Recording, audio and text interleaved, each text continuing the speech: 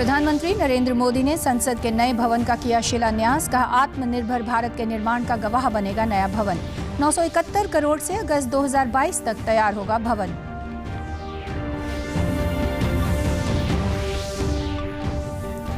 केंद्रीय कृषि मंत्री नरेंद्र सिंह तोमर ने कहा, नए कृषि कानूनों के जिन प्रावधानों पर किसानों को आपत्ति, उन पर फिर से विचार करने के लिए तैयार है सरकार।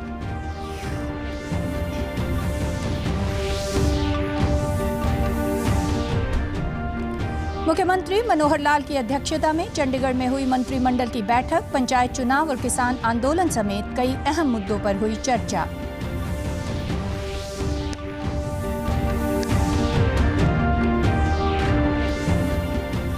और केंद्रीय शिक्षा मंत्री रमेश पोखरियाल ने बोर्ड और प्रवेश परीक्षाओं को लेकर विद्यार्थियों से किया संवाद। कहा, समय रहते होंगी बोर्ड परीक्षाओं की तिथियों की घोषणा। नमस्कार, मैं शमी नागपाल। अब समाचार विस्तार से। प्रधानमंत्री नरेंद्र मोदी ने दिल्ली में संसद की नई इमारत के भूमि पूजन कार्यक्रम में आज शामिल होकर इसकी आधारशिला रखी। नया संसद भवन अगस्त 2022 तक बनकर तैयार होगा। इसके निर्माण में 971 करोड़ रुपए खर्च होंगे। इस मौके पर गृह मंत्री अमित शाह, रक्षा मंत्री राजनाथ सिंह भी मौजूद थे। इस मौके पर सर्वधर्म प्रार्थना सभा का आयोजन भी हुआ, जिसमें सभी धर्मों के गुरुओं ने मिलकर प्रार्थना की। इस मौके पर प्रधानमंत्री नरेंद्र मोदी ने कहा कि आने वाली नई पीढ़ियां संसद के नए भवन को देखकर गर्व करेंगी कि इसका निर्माण स्वतंत्र भारत में हुआ है। आजादी के 75 वर्ष का स्मरण करते हुए इस भवन का निर्माण किया जा रहा है। देश के लोग, आने वाली पीढ़ियां नए भवन को देखकर गर्व करेगी कि ये स्वतंत्र भारत में बना है। आजादी के 75 वर्ष का स्मरण करते हुए इसका निर्माण हुआ है। साथियों, संसद भवन की शक्ति का स्रोत, उसकी ऊर्जा का स्रोत हमारा लोकतंत्र है। प्रधानमंत्री ने कहा कि पुराने संसद भवन ने स्वतंत्रता के बाद के भारत को दिशा दी, तो नया भवन आत्मनिर्भर भारत के निर्माण का गवाह बनेगा। पुराने संसद भवन ने स्वतंत्रता के बाद के भारत को दिशा दी, तो नया भवन आत्मनिर्भर भारत के निर्माण का गवाह बनेगा। पुराने संसद भवन में देश की आवश्यकताओं की पूर्ति के लिए काम हुआ, तो नए भवन में 21वीं सदी के भारत की आकांक्षाएं पूरी की जाएगी। प्रधानमंत्री ने कहा कि भारत की एकता और अखंडता को लेकर किए गए जनप्रतिनिधियों के प्रयास इस मंदिर की प्राण प्रतिष्ठा की ऊर्जा बनेंगे। जब एक एक प्रतिनिधि अपना ज्ञान, बुद्धि, शिक्षा और अपना अनुभव पूर्ण रूप से यहाँ निचोड़ लेगा, उसका अभिषेक करेगा, तब इस नए संसद भवन की प्राण प्रतिष्ठा होगी। जब एक एक जनप्रतिनिधि अपना ज्ञान, अपना कौशल्य, अपनी बुद्धि, अपनी शिक्षा, अपना अनुभव पूर्ण रूप से यहां निचोड़ देगा, राष्ट्र हित में निचोड़ देगा, उसी का अभिषेक करेगा, तब इस नए संसद भवन की प्राण प्रतिष्ठा होगी। प्रधानमंत्री ने कहा कि हम भारत के लोग ये प्रण करें कि हमारे देश हित से बड़ा और कोई हित कभी नहीं होगा। हम भारत के लोग ये प्रण करें कि देश की एकता और अखंडता से बढ़कर कुछ भी नहीं होगा। केंद्रीय कृषि मंत्री नरेंद्र सिंह तोमर ने किसान संघों से एक बार फिर आग्रह किया है कि जो प्रस्ताव सरकार ने भेजा है उस पर विचार कीजिए और जब भी आप कहेंगे हम चर्चा के लिए तैयार हैं। कृषि मंत्री ने आज शाम हुई प्रेस कॉन्फ्रेंस में नए कृषि बिलों पर सरकार का रुख स्पष्ट करते हुए कहा कि कानून के वे प्रावधान जिन पर किसानों को आपत्ति है, उन पर सरकार खुले मन से विचार करने पर सहमत है। इस कानून से एमएसपी कहीं से भी प्रभावित नहीं होती है। हमने कृषि के क्षेत्र में विकास के लिए कानून बनाए हैं। प्रेस कॉन्फ्रेंस में केंद्रीय मंत्री पीयूष गोयल भी शामिल थे। चर्चा कई दौर की हुई। उस चर्चा के निचोड़ में सरकार ने चिन्हित किया कि ये विषय आपकी चर्चा में ध्यान में आते हैं। उन्होंने भी ये माना कि हाँ, ये बिंदु चर्चा के दौरान आए हैं। तो हमने कहा कि हम अपना लिखित प्रस्ताव आपको देंगे। हमने लिखित प्रस्ताव उन्हें दे दिया है। इस प्रस्ताव में उनको लगता है कि कोई बात उनकी रह गई है तो चर्चा करनी चाहिए। जो हमने कहा है उसमें शब्दावली में कोई उनको आपत्ति है तो भी चर्चा करनी चाहिए। हम चर्चा करने के लिए तैयार हैं।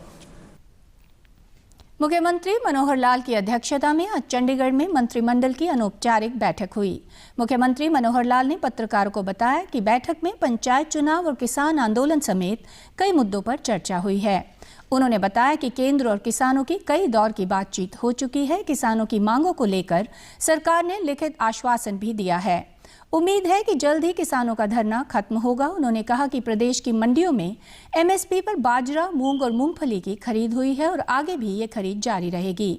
उन्होंने कहा कि प्रदेश की मंडियों को खत्म नहीं किया जा रहा बल्कि नई मंडी अब भी बन रही है। मुख्यमंत्री ने कहा कि बैठक में पंचायत के चुनाव समय पर करवाने का भी फैसला हुआ है। 56-57 लाख मीट्रिक टन धान खरीदा गया है, 7.5 लाख मीट्रिक टन बाजरा खरीदा गया है और हम ऐसी फसलें जो आसपास के प्रांतों में कहीं भी नहीं खरीदी जा रही हैं, चाहे वो मूंग है, मूंगफली है।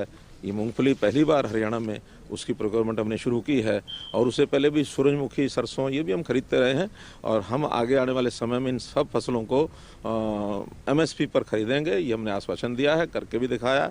और जहाँ तक मंडियों का विषय, मंडियाँ जितनी हमारी मंडियाँ पहले से चल रही हैं उन मंडियों को भी हम बढ़ोतरी करेंगे, ये हमने आश्वासन दिया है। कोरोना के समय में तो हमने 1800 खरीद के केंद्र गेहूँ के लिए बनाए थे, तो ये सारे विषय पहले भी हम करते रहे हैं और आने वाले समय में भी किसानों की कोई कठिनाई नहीं आने देंगे, ये उनको विश्वास दिलाया है।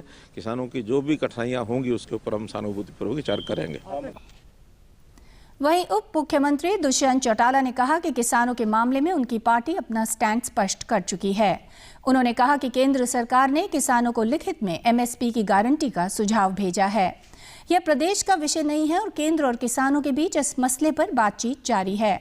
दुष्यंत चौटाला ने कहा कि इस बार प्रदेश सरकार ने मूंग, मूंगफली और बाजरा एमएसपी पर खरीदा है, जबकि पड़ोसी राज्य पंजाब और राजस्थान में किसानों की फसल एमएसपी पर नहीं खरीदी जा रही है। उप मुख्यमंत्री ने कहा कि किसानों के पास जो बाजरा पड़ा है उसकी खरीद अब एक बार फिर से की जाएगी। राष्ट्रीय अध्यक्ष ने डॉक्टर अजय सिंह चौटाला ने बड़ी क्लियरली पहले दिन ये कह दिया था कि किसान को एमएसपी एश्योर करी जाए और कल जो केंद्र ने लिखित में प्रस्ताव दिया है उसके अंदर भी सहमति उनने दी है कि एमएसपी को हम इन राइटिंग देने का काम करेंगे। मुझे लगता है क्योंकि प्रदेश का विषय नहीं है, केंद्र सरकार और किसान संगठन रेगुलरली इस पे चर्चा कर रहे हैं और उम्मीद करते हैं कि आने वाले घंटों में, दिनों में ये विषय सुलझेगा। प्रदेश सरकार की ओर से मैंने पहले दिन भी कहा था कि जब तक हम गवर्नमेंट में है, किसान के एक एक दाने की एमएसपी हम अश्योर करने का काम करें। केंद्रीय शिक्षा मंत्री रमेश पोखरियाल निशंक ने आगामी बोर्ड और प्रवेश परीक्षाओं को लेकर देश भर के विद्यार्थियों से संवाद किया और उनके सवालों के जवाब दिए। जेईई और नीट परीक्षाओं को साल में एक से अधिक बार करवाने से जुड़े एक सवाल के जवाब में शिक्षा मंत्री ने कहा कि जेईई परीक्षा को 4 बार और नीट परीक्षा को 2 बार करवाने पर विचार किया जाएगा। उन्होंने कहा कि जेईई और नीट परीक्षा के सिलेबस में कटौती करने का निर्णय नेशनल टेस्टिंग एजेंसी के साथ परामर्श के बाद लिया जाएगा। छात्रों के मन में चल रहा है क्या जेईई की 2 बार 3 बार से ज़्यादा परीक्षाएं उनको अवसर मिल सकता है। तो मैंने उनको कहा है कि भविष्य में जेईई की जो परीक्षाएं हैं 2-3 बार 4 बार तक उनको यदि अवसर देने की बात है तो उस पर विचार करेंगे। ऐसे ही नीट के लिए भी उसके मन में ये विचार आया है कि इसको एक ही बार क्यों, वर्ष में 2 बार क्यों नहीं अवसर मिल सकते। यदि नीट भी 1 बार से अधिक में परीक्षा हम कर सकते हैं, छात्रों को अवसर दे सकते हैं। शिक्षा मंत्री ने कहा कि सीबीएसई बोर्ड परीक्षाओं की तिथियों के समय रहते ही घोषणा कर दी जाएगी ताकि विद्यार्थियों को तैयारी के लिए पर्याप्त समय मिल सके। उन्होंने कहा कि जब भी स्कूल खुलेंगे कोविड-19 मानक सुरक्षा नियमों का पूरी तरह से पालन किया जाएगा। उन्होंने कहा कि विद्यार्थियों को शिक्षा और सुरक्षा देना दोनों सरकार की प्राथमिकता है। जेईई की परीक्षा और हमारी जो सीबीएसई बोर्ड की जो परीक्षाएं हैं, प्रैक्टिकल है, वो एक साथ ना आ जाए। तो हम लोग इसकी कोशिश करते हैं, इसलिए हमने सीबीएसई बोर्ड के चेयरमैन ने ये सभी प्रिंसिपल को कहा है कि जब भी नीट और जेईई की परीक्षाएं हों, उन तिथियों में वो प्रैक्टिकल न कराएं। तो ये समाधान बहुत सारे उनके मन में जिज्ञासाएं थी, जब उन्होंने बहुत सारे कब परीक्षाएं होंगी, समय से पहले यदि घोषित हो जाएं तो फिर हम तैयारी कर सकते हैं। और हमने उनको आश्वस्त भी किया है कि जो परामर्श, जो सुझाव उनके आए हैं, उन सुझावों पर हम बहुत गंभीरता से बात करते हैं और उसका रिजल्ट भी। सोनीपत जिला प्रशासन द्वारा राष्ट्रीय राजमार्ग संख्या 44 पर धरनारत किसानों को विभिन्न प्रकार की जरूरी सुविधाएं मुहैया करवाई जा रही हैं। उपायुक्त श्यामलाल पूनिया ने बताया कि किसानों के लिए 850 से अधिक मोबाइल तथा अस्थायी शौचालयों की व्यवस्था की गई है।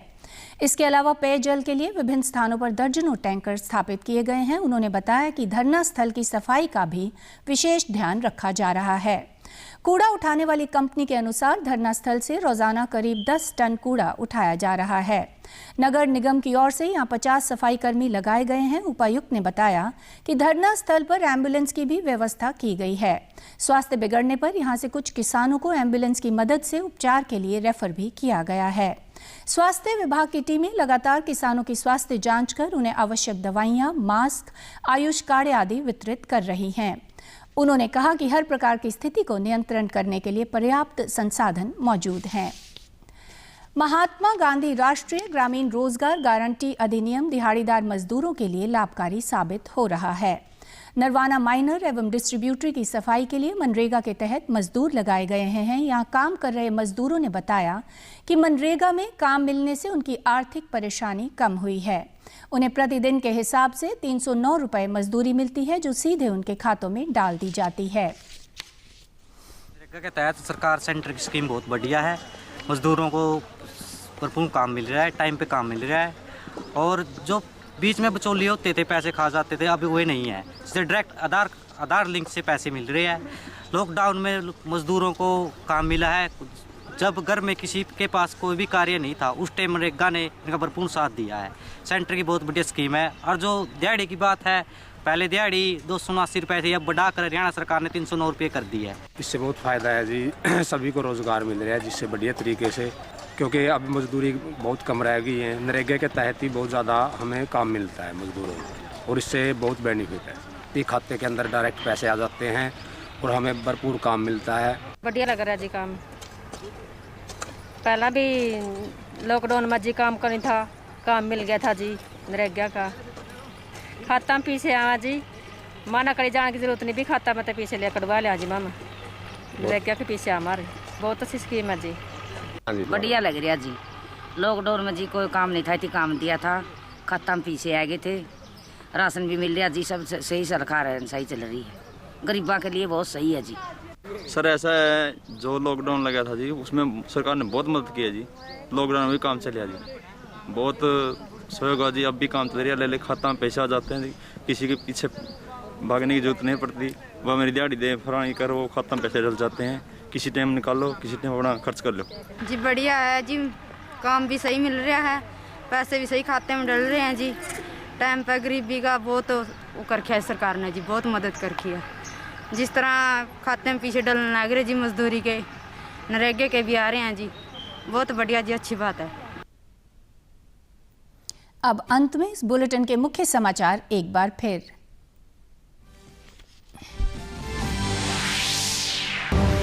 प्रधानमंत्री नरेंद्र मोदी ने संसद के नए भवन का किया शिलान्यास। कहा, आत्मनिर्भर भारत के निर्माण का गवाह बनेगा नया भवन।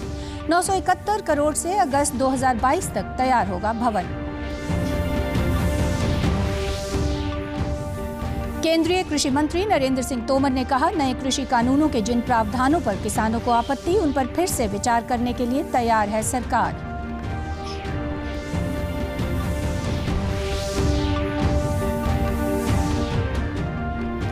मुख्यमंत्री मनोहर लाल की अध्यक्षता में चंडीगढ़ में हुई मंत्रिमंडल की बैठक। पंचायत चुनाव और किसान आंदोलन समेत कई अहम मुद्दों पर हुई चर्चा।